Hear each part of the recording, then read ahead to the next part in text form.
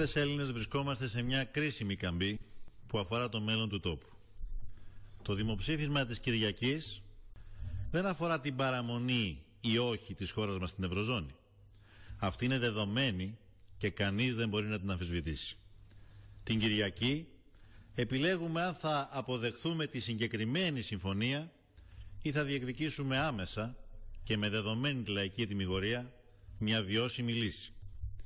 Σε κάθε περίπτωση θέλω να διαβεβαιώσω τον ελληνικό λαό ότι η σταθερή πρόθεση της κυβέρνησης είναι η επίτευξη συμφωνίας με τους εταίρους, με όρους όμως βιωσιμότητας και προοπτικής. Ήδη, μετά την απόφασή μας για δημοψήφισμα, έπεσαν στο τραπέζι καλύτερες προτάσεις για το χρέος και για την αναγκαία αναδιάρθρωσή του, από αυτές που είχαμε μέχρι την Παρασκευή. Δεν τις αφήσαμε να πέσουν κάτω. Αμέσως καταθέσαμε τις αντιπροτάσεις μας, ζητώντας βιώσιμη λύση και εξ αυτού του λόγου συνεκλήθη εκτάκτος χθες στο Eurogroup, το οποίο και θα συζητήσει εκ νέου σήμερα το απόγευμα. Αν υπάρξει θετική κατάληξη, θα ανταποκριθούμε άμεσα. Σε κάθε περίπτωση, η ελληνική κυβέρνηση παραμένει στο τραπέζι και θα παραμείνει στο τραπέζι της διαπραγμάτευσης μέχρι τέλους. Και θα είναι εκεί και τη Δευτέρα, αμέσως μετά το δημοψήφισμα, με καλύτερους όρους για την ελληνική πλευρά. Γιατί πάντοτε η Preuve par trois accueille Jean-Luc Mélenchon à quelques heures d'une échéance cruciale avec la Grèce, bien sûr, proche désormais du défaut de paiement, l'affaire de quelques heures. Bonsoir Jean-Luc Mélenchon. Bonsoir. Et merci d'être avec nous donc pour ce rendez-vous de Public Sénat avec l'agence France Presse. Nous sommes aussi à quelques jours du référendum en Grèce. Oui, non. On connaît votre bulletin évidemment si vous votiez dimanche. Non. Non. D'abord, bien sûr, la Grèce et le danger quand même d'un saut dans l'inconnu. Ce danger, vous voulez le conjurer, Jean-Luc Mélenchon. Certains estiment que la gauche radicale, là-bas comme ailleurs, veut en faire sauter la zone euro. Non, là, alors ça, c'est une mauvaise évaluation de la situation. Ceux qui sont en train de faire sauter la zone euro, peut-être, hein, et la planète financière, parce que ceux qui croient que tout ça va s'arrêter aux portes de la Grèce se trompent. Ce qui va se produire en Grèce va avoir un impact sur toute la zone euro, et l'impact sur la zone euro, on aura sur toute la planète financière. Nous sautons dans le vide. Mais vous cherchez à conjurer ce danger. Écoutez, je ne vais pas... Vous ne vais pas faire 10 000 démonstrations, juste une. Ce soir, il y aurait défaut de paiement. Pourquoi? Parce que la Grèce ne pourrait pas rembourser 1,5 milliard d'euros qu'elle doit au FMI. On est d'accord. Or, la Banque Centrale Européenne a dans ses coffres 1,9 milliard d'euros, c'est-à-dire 400 millions de plus que nécessaire, qui appartiennent à la Grèce, car ce sont des dividendes que la Banque Centrale Européenne touche sur les titres de la dette grecque qu'elle a rachetés aux banques privées. Autrement dit, l'argent qui est dû ce soir pourrait être versé directement de la Banque Centrale Européenne au FMI et il n'y aurait pas de défaut. Par conséquent, on voit à cet exemple précis aujourd'hui que ce qui se passe est un coup d'État financier parce que les dirigeants de l'Eurogroupe ont pensé que, comme d'habitude, le dirigeant grec céderait. Et d'ailleurs, vous savez que toute la presse française n'a cessé de dire « Ah ben ça y est, Tsipras a capitulé » et ainsi de suite. Ah mais il y avait des signes encourageants qui venaient de Bruxelles encore ce week-end. Vous appelez des signes encourageants, ce qui n'était nullement. Alors je vous interromps quand même sur l'expression que vous venez d'utiliser. Vous parlez d'un coup d'État financier. C'est-à-dire que vous estimez, vous nous dites que les dirigeants européens veulent à plus ou moins court terme faire tomber Tsipras en le mettant dans une situation de faillite politique, parce qu'à côté de la faillite financière, il y aurait la faillite politique. La faillite politique, ça consiste à lui faire signer un mémorandum alors qu'il a été élu pour faire le contraire. Surtout que, Jean-Michel, il faut bien que vous compreniez ça, Monsieur Grossuor, c'est très important.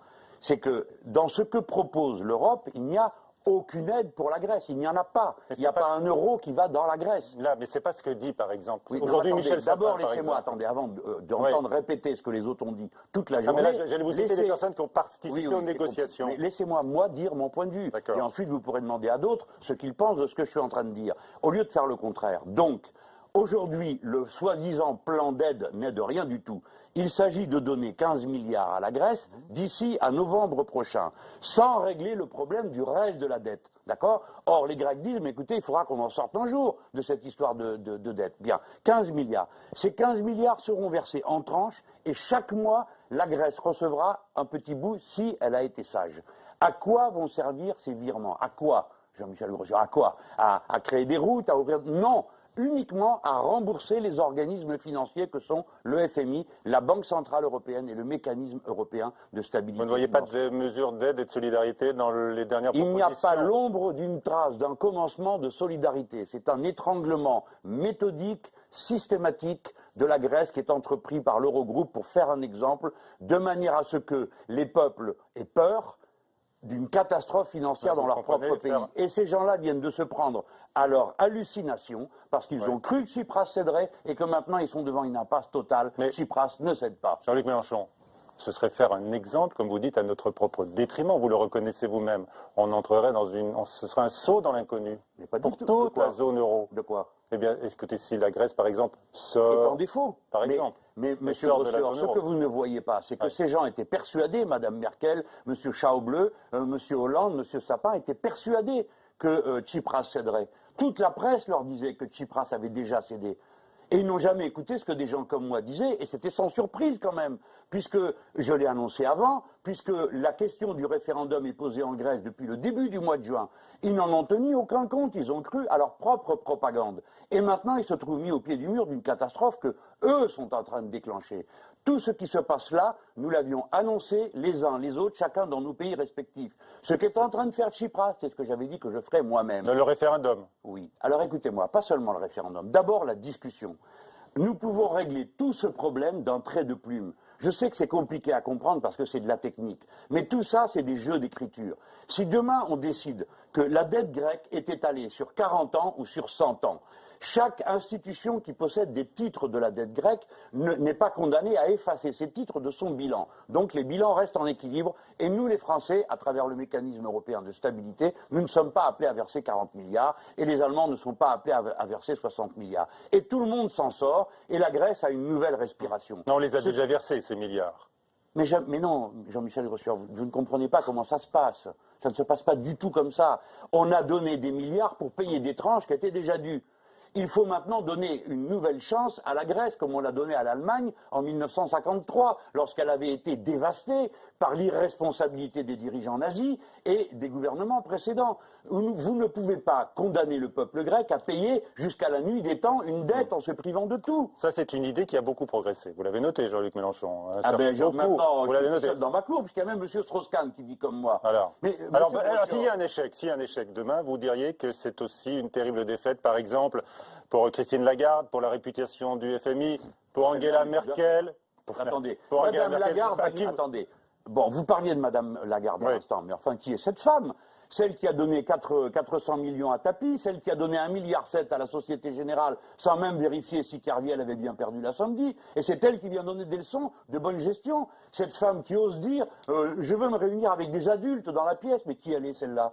Donc ces gens sont des dirigeants du vieux monde, une élite, une petite élite qui vit entre elles. Alors à qui faites-vous confiance aujourd'hui? Dans la zone euro, par exemple, nous sommes tous liés par des obligations. Tous les pays de la zone euro. Oui. Bien sûr, il est temps. Et alors, ce sont des pouvoirs. Alors, à qui faites-vous confiance?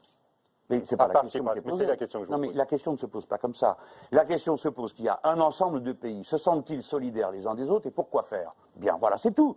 À partir de là, M. Tsipras, qui aurait pu ne penser qu'à la Grèce, a demandé qu'il y ait une discussion globale. Il n'y a pas eu de discussion globale. Il a essayé de tirer son pays d'affaire. Je pense que le coupable dans cette histoire, le plus grand coupable, c'est François Hollande, car lui, il a été élu. Écoutez-moi, il a été élu en disant qu'il renégocierait le traité budgétaire. C'est le traité budgétaire qui impose à tous les pays la règle d'or, qui impose aujourd'hui à la Grèce, alors qu'elle est exsangue, alors qu'elle n'en peut plus. On lui demande de force un excédent primaire, c'est-à-dire, avant d'avoir payé les intérêts de la dette, il faut qu'elle dégage 1% d'excédent sur son budget. Mais même nous, les Français, nous ne faisons pas ça.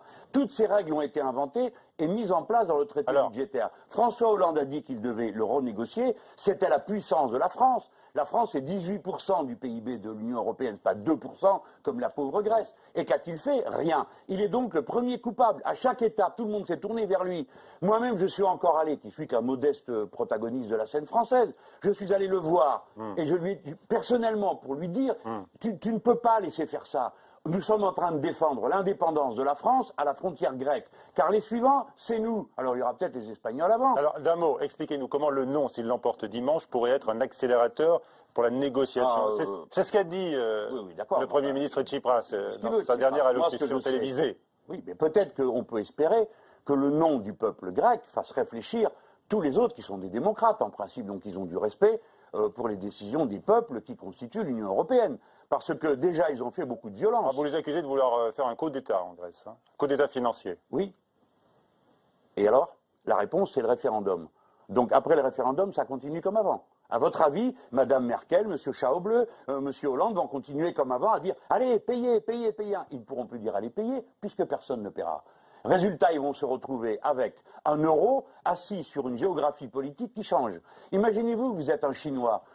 C'est le cas aujourd'hui de la République populaire de Chine. Elle a 25% de ses avoirs en euros. Et vous allez leur dire tranquillement, écoutez, la géographie a changé, ce pays n'y est plus, peut-être que demain, les Irlandais n'y seront plus, à moins que ce soit les Espagnols. Si vous avez beaucoup d'euros, vous n'avez qu'une idée, c'est vous débarrasser d'un argent pareil, dont personne ne sait ce qu'il vaudra demain. Donc il y a bien un risque de contamination pour l'euro. Pendant un premier temps, on nous va bien rigoler les Français, parce que plus l'euro baisse, mieux se placent nos marchandises sur le monde. Mais on rigolera pas longtemps, parce que des gens vont craquer tout le long de la chaîne, vous allez avoir des banques. Monsieur Grossieur, imaginez-vous que vous avez, vous, comme ça, dans vos économies, vous avez 2 ou 3 actions d'une banque. Eh bien, je vous recommande une chose, dépêchez-vous d'aller les vendre. Parce que il se trouve que quand on met un pays en faillite, comme ça a été le cas pour Chypre, on a obligé les actionnaires des banques, et c'est bien normal, à payer une partie de la faillite. Donc quand vous avez un titre bancaire, eh ben vous le vendez. C'est ce qui est en train de se passer. Donc vous décapitalisez les banques. Car qui veut acheter les titres pourris d'une banque en danger? Personne. Donc on voit comment la contamination pourrait avoir lieu. Ceci est l'exclusive responsabilité du gouvernement allemand qui dirige aujourd'hui l'Europe et de François Hollande qui n'a rien dit et qui s'est réveillé encore une fois 10 fois trop tard. Alors, voilà qui est dit sur la Grèce. Un mot sur le danger. Ah non, attendez, sur la Grèce, j'appelle tous ceux qui m'écoutent à venir manifester avec nous et les syndicats jeudi à 18h à la Bastille. Manifestation de soutien pour le non. As Michael will explain, of late, the big investors tend to be American hedge funds, as opposed to what used to be primarily French banks. Okay, Michael, I want to ask you about the role of French banks in all of this. Can you just speak to this? Give us a sense of how they even got entangled in Greek debt. Well, today's problem with the debts really stem back from 2010 and 2011, when Greece it obviously couldn't pay.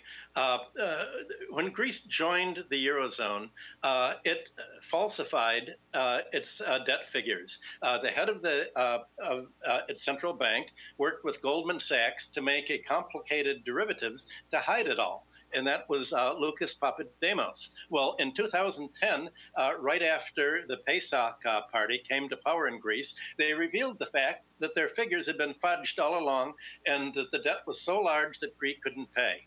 So the International Monetary Fund, which hadn't been making loan, almost had no customers in the world, had its European staff calculate, and the staff unanimously said, Greece can't pay these debts. These are fraudulent debts that are all that are way beyond the ability to pay. They've got to be written down. And the board of directors agreed.